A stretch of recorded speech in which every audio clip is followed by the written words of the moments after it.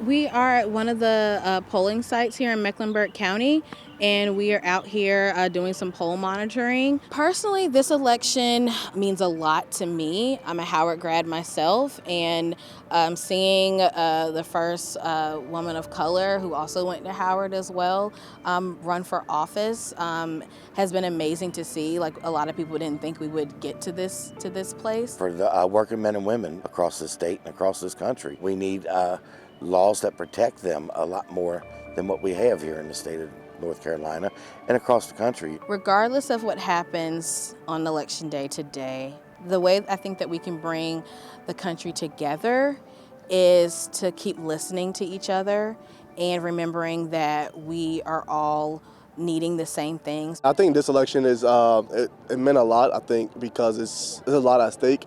Right, we say this all the time in every election, but I think this one was kind of definitely more personal. Just respecting each other's values, right, and kind of just finding a middle ground.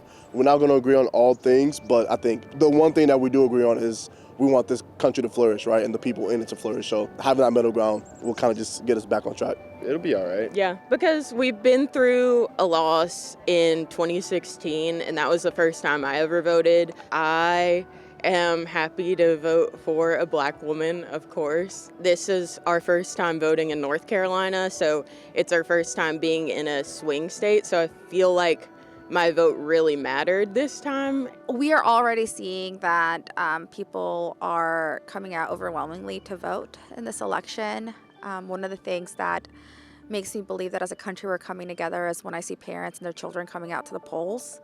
In Charlotte, we have one of the youngest Latino voting blocks. Our average age is 25. And so a lot of the voters that are coming out today are first-time voters who are sometimes the first ones in their families to have the chance to vote.